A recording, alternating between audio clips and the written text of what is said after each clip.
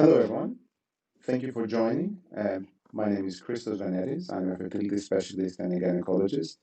And for the next 30 minutes, we will be having a live informative session, Q&A, which is tailored just to make sure that we will address all the questions you might have regarding fertility. I have decided initially to make sure that we will have something to start our discussion with. And I have named this event, and let's talk about eggs. And I will be very, very descriptive about why I think this is very, very important.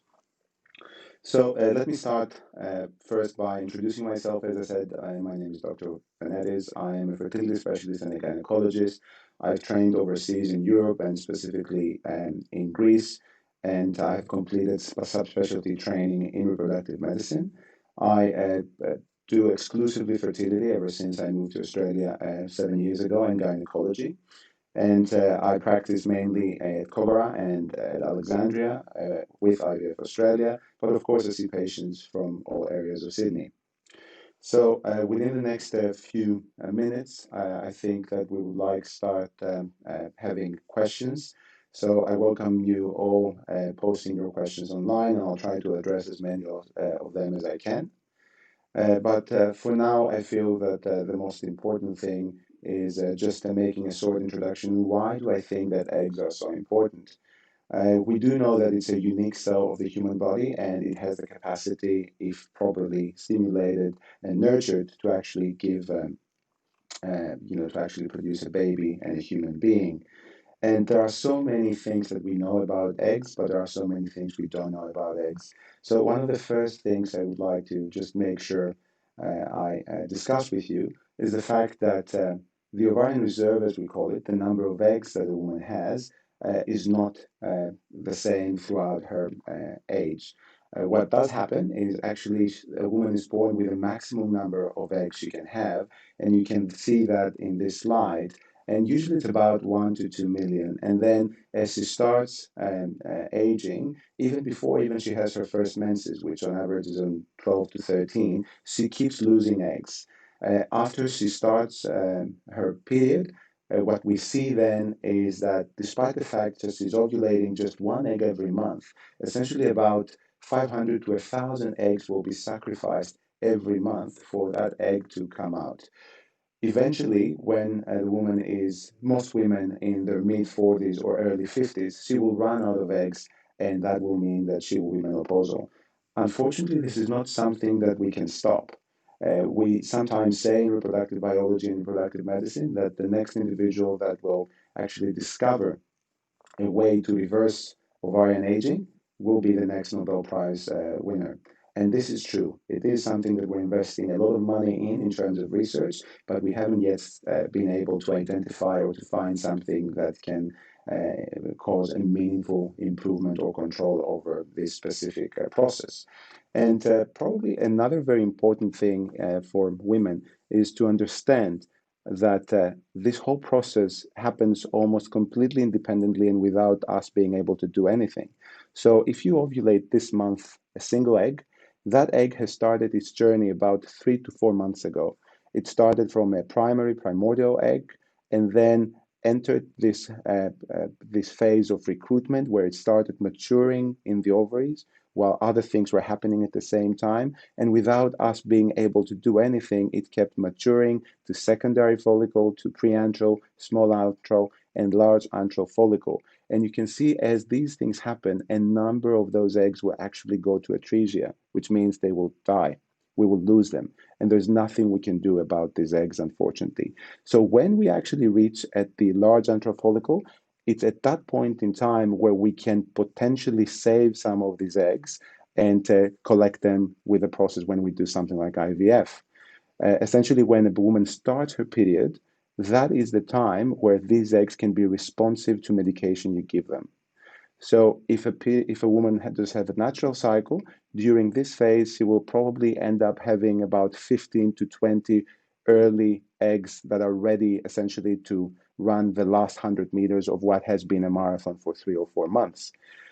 And if we don't do anything, the body has a unique, magical almost mechanism of selecting only one. And I know it's hard to believe, but many times it doesn't actually select the best one.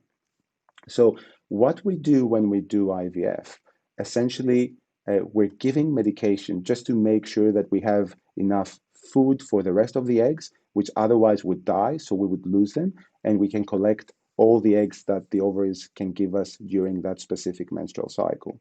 So that also obviously gives an answer to a concern that many women have when they're contemplating about whether to do IVF or not, on whether by doing IVF we're actually stealing eggs from their ovaries, whether by doing that they will end up with having an earlier menopause, which is not the case. As I said, when we're stimulating your ovaries, what we're essentially doing is we're saving eggs that would otherwise die and you would lose them anyway. So it's important to understand why it is very, very crucial to have a good number of eggs. But another very important topic as well is understanding what it means when we say that it's not just about the quantity, but it's about the quality as well. So this is a slide where you can see essentially that as women age, and particularly after the age of 28 to 30, 32, where we consider to be the optimal fertility window, we have an increase in what we call aneuploidy. What this means is that the eggs stop having the right number of chromosomes, or at least fewer of them every month will end up having the right number of chromosomes. And if they don't have the right number of chromosomes, like the right quantity of genetics and the right type of genetics, the embryo that will be created either will not be implanted, or it will unfortunately end up in a miscarriage, or in some cases, it might even lead to a pathological pregnancy like a Down syndrome. That's why it's very important to understand it's not about, oh, you know what? I have lots of eggs, so I can wait until I'm 41 to even contemplate IVF. No, you actually have to think about the quality, which has nothing to do about the quantity. You can have lots of eggs and your quality can still not be good, and vice versa. You can be a 30-year-old woman with a low ovarian reserve, but your egg quality should be quite good. And that means that you might actually never need to do IVF. That's why you need to be aware of these things and at the same time be ready to discuss these things with a fertility specialist. It is very important for all women and all couples seeking and thinking about pregnancy to be aware of these things, because these things can actually make sure that it can optimize your chances of eventually ending up with what you want and what we all want. So I think my little introduction, my short introduction was enough, and I would like to start going to go through your questions. So Kath says, "Hi, Dr. Venetis. I'm 33 with an AMH of 5, endometriosis and adenomyosis. My last 2 cycles, I collected 3 and 4 eggs, but low fertilization or poor quality embryos. I was shocked when our doctor advised us, that you to mind being consider donor eggs due to mine being of poor quality. Is there no hope for me?" So obviously, Kath, I'm sorry, your first 2 cycles have not been producing the results we all hoped for. Uh, I would say that having endometriosis and adenomyosis is something that can impact both the quantity of your eggs and in some cases the quality. We do know that endometriosis in particular affects predominantly natural conception.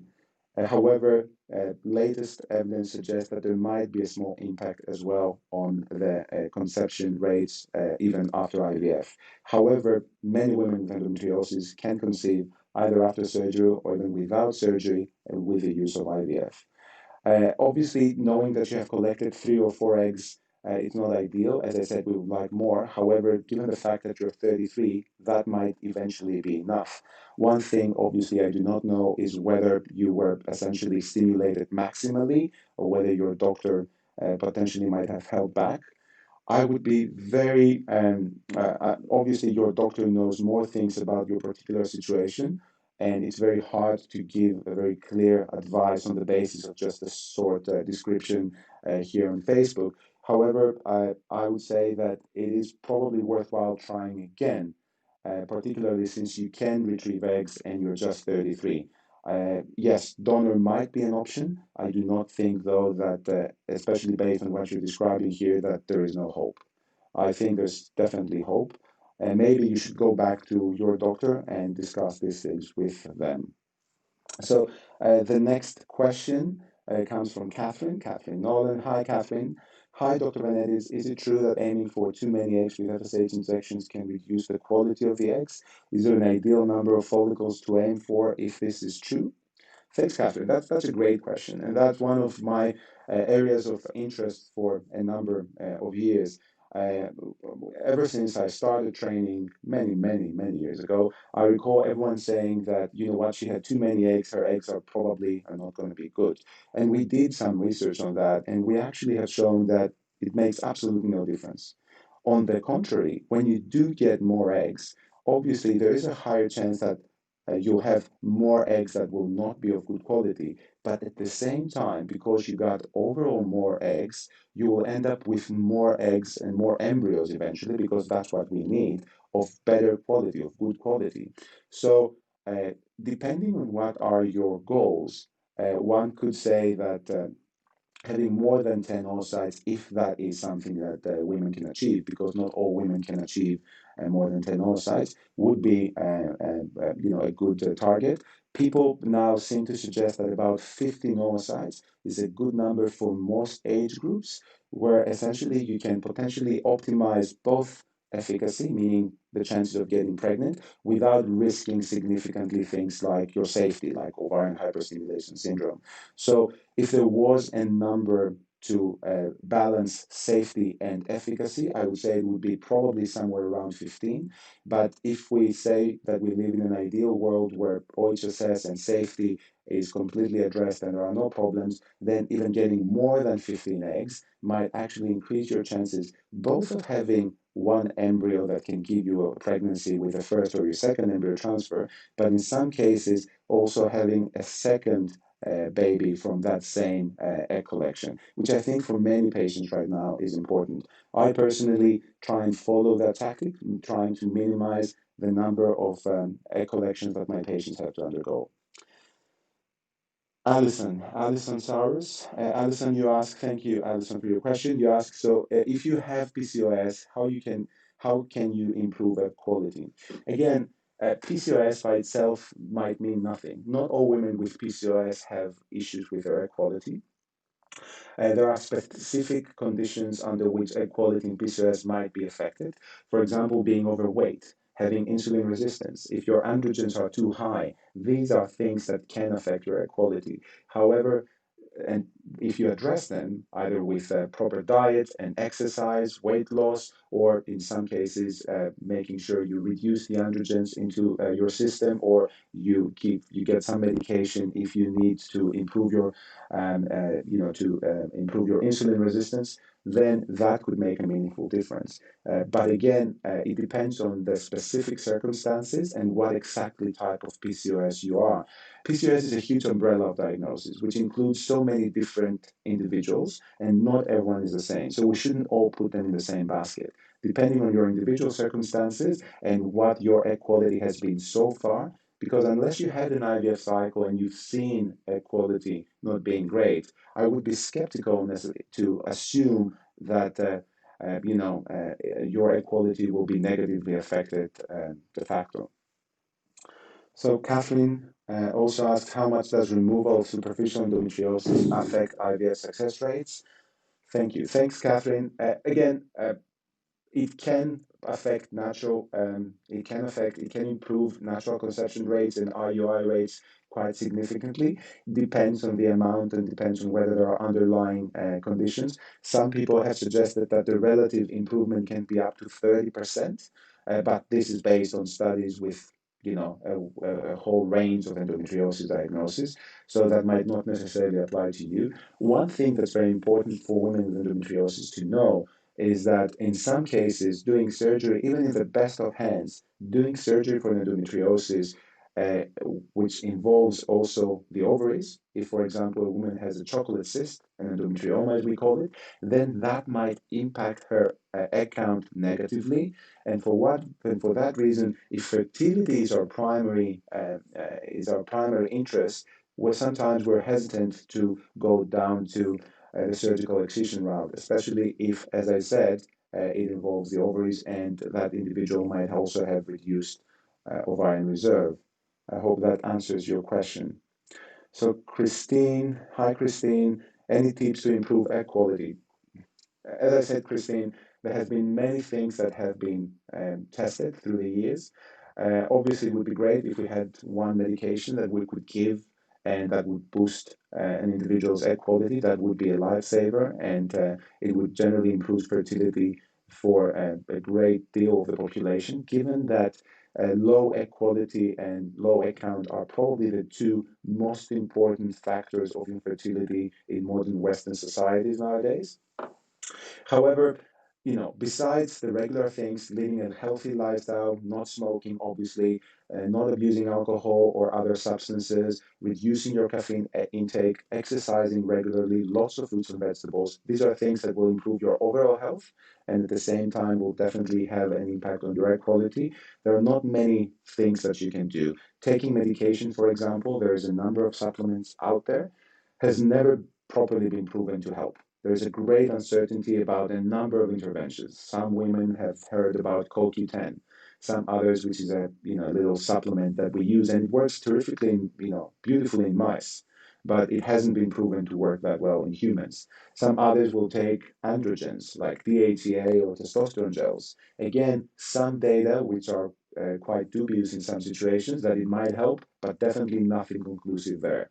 So we always try to make sure that we start with the basics, and only essentially when we see that nothing else that we can do can potentially help us, then if the patient is interested, we can probably have that very honest and open discussion about the fact that we haven't actually anything proven to work. And for that reason, we're very skeptical about using all these supplements to women in order to improve their air quality. But again, every individual is different, so I think it would be a good discussion for you to have with a fertility specialist. So Ashley, thank you, Ashley. Hi, I have PCOS with a good ovarian reserve. We did a round of IVF where they removed two follicles which had no eggs inside. I didn't really understand this. Can you explain this?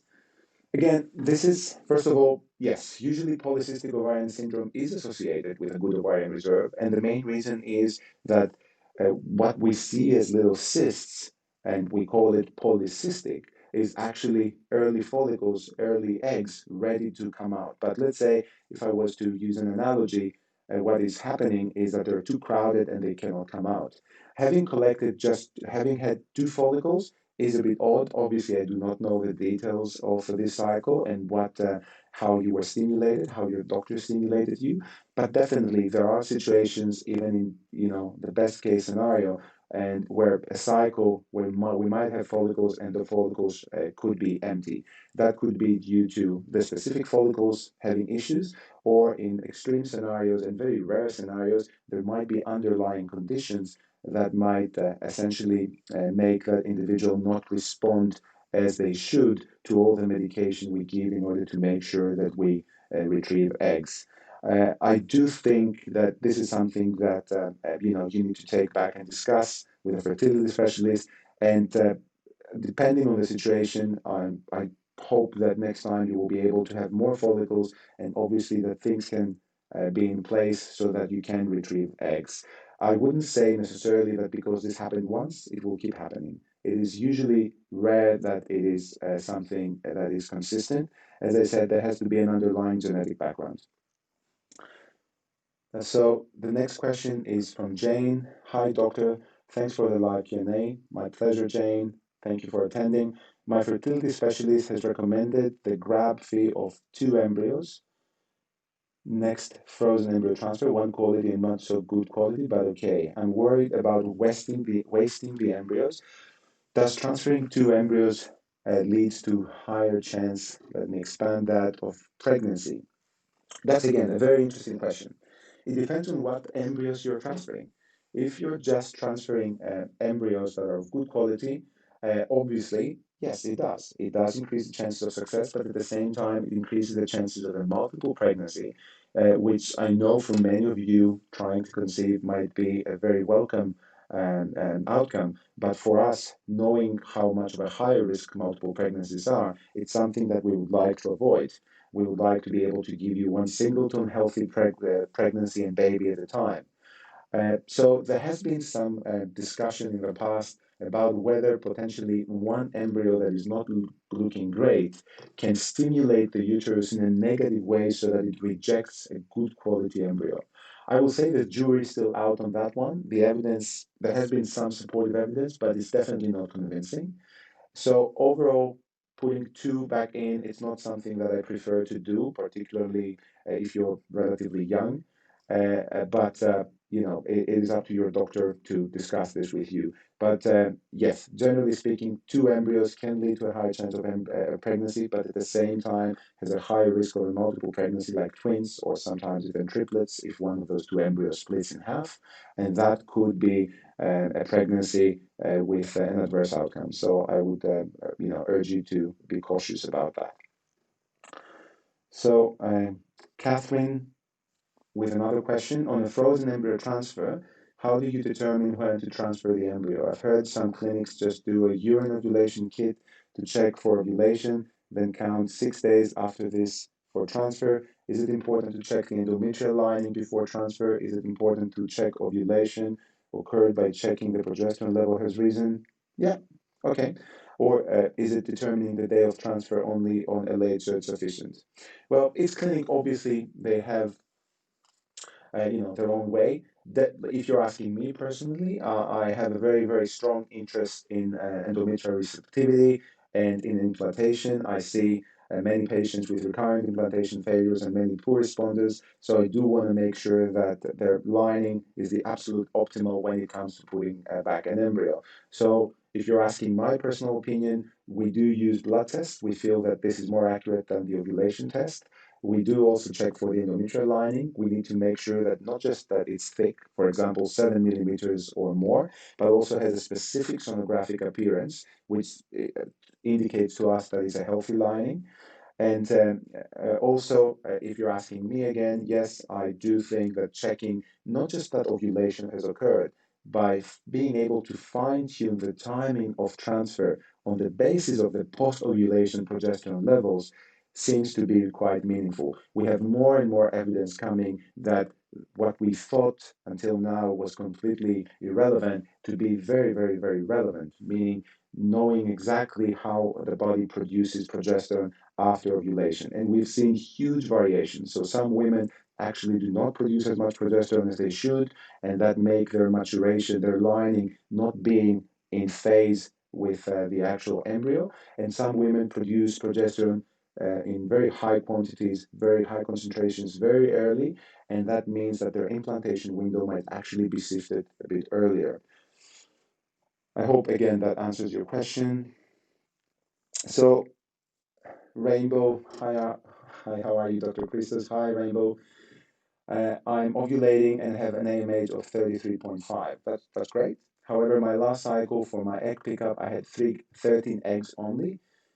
13 eggs, only one fertilized, became a blastocyst, but found out after PGS the embryo had trisomy and monosomy. Can DHEA together with melatonin help me to get more quality and good quantity embryos?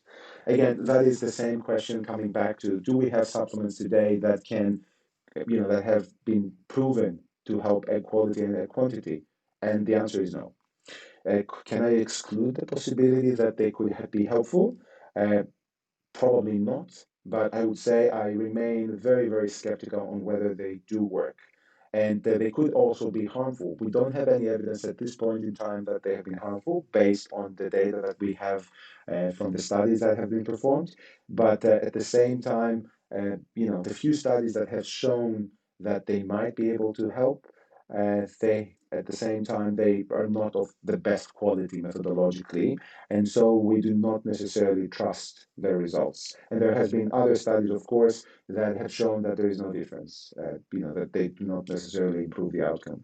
So my advice to you would be, you know, my answer would be probably not, and I wouldn't necessarily encourage you to take these. I would encourage you to have a discussion with a fertility specialist, with your fertility specialist, about where to move from here, whether potentially what we can do next time, hopefully better, in order to improve our chances of getting more embryos and hopefully genetically normal. One key factor, Rainbow, here is your age. Uh, Even in a 30-year-old woman, we can have one blastocyst and that blastocyst ending up not being genetically normal. But if you're, for example, 39 or 40, that could also that could explain this outcome. So the next question is by Samantha. Samantha, thoughts on blood thinners used for recurrent miscarriage? It's a huge topic. It's a huge topic, and once again, it's not something that's recommended unless there is a specific condition like antiphospholipid syndrome. It's not something that's recommended to be used in recurrent miscarriages for women who have not been identified to have a specific trait that makes them potentially more prone to blood clotting. And not every recurrent miscarriage case is the same. The first thing we need to be absolutely aware of, Samantha, is what type of recurrent miscarriages are we having? Do we have recurrent miscarriages that happen early into the pregnancy, before we see a fetal heart or before 8 weeks? In those cases, blood thinners are not very likely to, or blood clots are not very likely to be the cause, and hence blood thinners do not seem to make medical sense. Do we have miscarriages happening at 11 or 12 weeks? In those cases, you have to be thoroughly investigated, and depending on your results, then in some cases, some obstetricians might suggest you going on blood thinners. Obviously, again, we have to balance what we know works. What are also the risks associated with blood thinners? It's definitely a medication that can have some side effects. So it has to be tailored on the individual and under specific circumstances. And in most cases, when we don't have good evidence about something, we remain very skeptical about using it. So it depends on your specific situations. There are cases where, yes, blood thinners can have been shown to be able to help, but these are very, very specific cases. I'm not sure whether you want one of these cases. Sophie says, what are your thoughts on ERA testing? I've had 4 failed transfers with biochemical pregnancy. So ERA testing, for those of for those of you who don't necessarily know what ERA testing is, it stands for endometrial receptivity assay. Essentially, it's a genetic biopsy. It's a biopsy we take from the uterus, from the lining at a specific point in the cycle, a specific time in the cycle, and we send it. And what they do in the labs, they actually analyze the genetic expression of the cells of the lining. And by looking back at cycles they have done when they were developing this assay, they can give us an idea of on whether the implantation window seems to be have shifted forward, so it has already occurred, or whether that lining is still not yet mature enough and we have to wait, or whether the lining, in the biopsy we took, shows that we have an absolutely receptive lining. Again, this has been a highly controversial test. I have used it in the past, obviously after discussing with the patients the pros and cons and the uncertainty around it.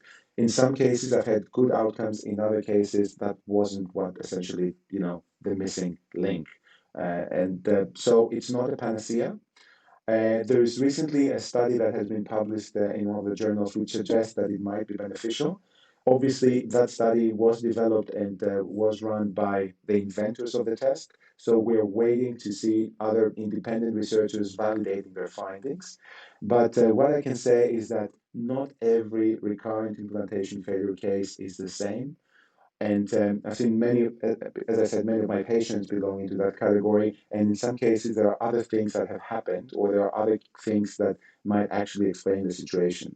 You have to be absolutely certain that the embryo that you're replacing are top notch, of great quality, and very likely to be genetically normal in order to start pointing a finger in the endometrium and assume that there is something wrong with that. So, Catherine asks another question. What tests do you typically perform if someone has had 3 failed grade A, B blastocyst transfers?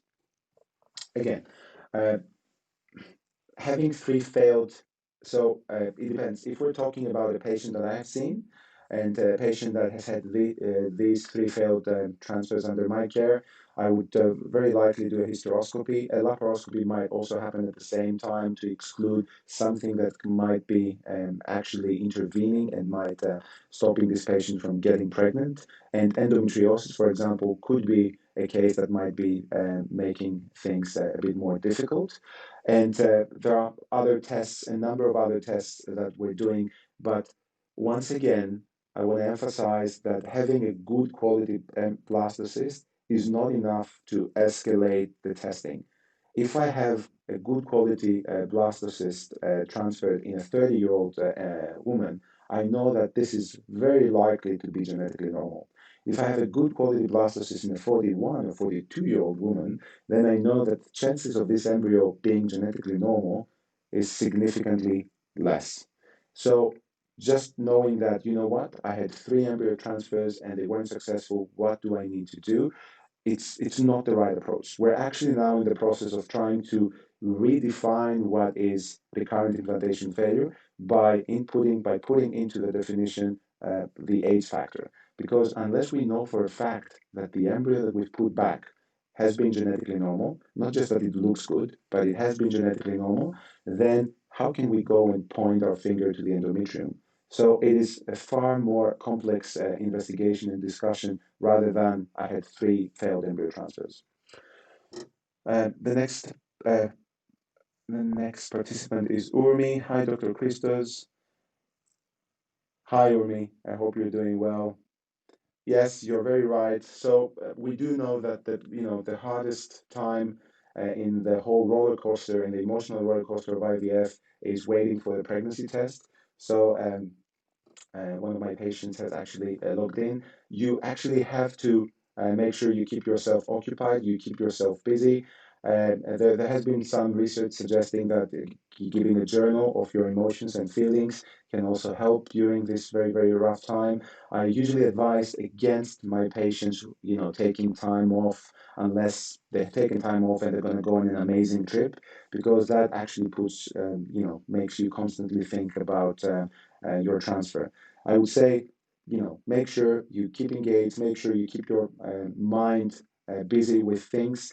If you're seeing that you're struggling, please contact a counselor. Here at IVF Australia, we have a number of excellent counselors that are happy to support, and or contact your doctor and discuss with them. And that could apply also for your partner. So make sure that you're both communicating and expressing your concerns, and you're going through this together after all. So Amphi says, Dr. Venetis, how has COVID and restricted travel impacted on egg donation? What are the options for donor eggs? Thank you. So yes, obviously there's a number of clinics in Australia that use imported eggs, and many of those companies do what we call accompanied egg donation, meaning that they send eggs with a certain individual, and that has impacted profoundly the whole egg donation provision of the donor eggs. So if you call these clinics, they will let you know that currently they cannot actually import any eggs, and hence until the whole quarantine is settled, probably we'll have to live with that. Unfortunately, I'm sorry, Anthony. So another question by Kath. Why do different fertility clinics have different protocols in terms of what time to take injections? For example, I've had cycles where I might do my injections between 7 and 10 p.m., but others are doing this in the morning. Curious as to why this is not standardized. Again, probably it comes back to what people have been trained to do, or what people. I certainly have my own reasons why I ask my patients to do it at a specific time. I will though say that my reasons have not necessarily been proven in randomized trials that this is the best scenario. So many clinics have opted and have gone for what is potentially the most convenient for the patients. So to answer your question, Kath, we haven't had any studies suggesting that doing the injections in the night, like in the evening, or doing them in the morning, will produce a better outcome. Although I do agree with you that it would be best if we would standardize. If it was standardized, it would make things in life easier for the patients. So thank you all. Thank you, guys. So Rebecca, Rebecca is asking, would having a tubal reversal operation be a possibility after 7 years and being 42? Is there a chance of natural conception? We have tried to conceive through IVF for 2 years, now thinking reversal. Okay, thank you, Rebecca. I'm sorry you've been struggling with this. It is really, really very, very hard. So, tubal reversal is a very interesting story. Obviously, we still rely, even if the tubal reversal was technically feasible, because in some cases it depends on what was the original procedure like, what happened then, and for example, is it even technically feasible? If they have, for example, when you had your tubes excised, or when you had your tubes ligated, they also took a big bite of the tissue out, then it might not be technically feasible to reconnect the two remaining parts of the tube. But let's say that that was not the case. Let's say that technically it's feasible. Let's say that you go to a great surgeon and they do an amazing job. Then you would still be relying on what type of egg you can produce. And at 42, obviously we know that the egg quality is not the best. So if you're talking about is there a chance of natural conception, the answer is always yes. There is a chance of natural conception, even though it might be very low, for as long as you ovulate. So, if, for example, you're thinking that you've had enough IVF and you're not interested in having more IVF in the future, then yes, you could do that, because that would give you some idea and some possibility of natural conception in the years to come. If you're asking me about what should I do next, should I go for another IVF cycle, or should I do tubal reversal? Probably without knowing again your exact circumstances, I'm leaning more towards an IVF cycle. Hopefully, you can retrieve more than one egg during your egg collections. So let us continue. Rainbow, another question. For long down protocol using Cineral, how long to take the spray before using the stimulation? It's my fifth failed IVF cycle. I've had endometriosis stage 4, had excision 3 years ago, and my husband is 38. Do we still have hope? Is it most likely my eggs are the problem? And my husband, I'm 35 and my husband is 38. Do we? Yeah. So many questions, and I'm very sorry again, Rainbow, that you're going through this. The fact that you've had your endometriosis excised is very good. Generally, when we do give the long donor downregulation protocol, we wait for about 10 days to about 2 weeks. There has been some evidence in the past that you can have what we call the ultra long protocol in cases of active endometriosis, and that might be associated with a better outcome. Again, the evidence is not truly convincing, but it is something definitely you can discuss with your fertility specialist. Uh, I do think that, considering you said that your husband has a translocation as well, that IVF probably presents unique advantages with genetic testing to ensure that we're replacing a good embryo. I do think that's probably still your best chance, and hopefully you will get there. Courtney, have you dealt with a thick zona with a successful pregnancy with ICSI? The answer, Courtney, is yes, it has happened. Obviously, is a tricky situation, but when you have good scientists, sometimes you can bypass these physiological or non-physiological variations. So some other questions. Train asks, I've had some brown discharge today, which is 10 days after my embryo transfer. Will have my blood test tomorrow. Is this something of a concern? Obviously, not necessarily. Trin, we will be waiting for your blood test. Keep doing what you need to do using your pessaries. Sometimes, unless you have a full period, even some spotting or some blood test is not necessarily indicative of things not having worked. So hopefully your blood test will be positive. All the best. All right, guys, it's already 40 minutes after 7. I think that was, a good discussion. I would like to thank you all for your participation. I hope you found this educational.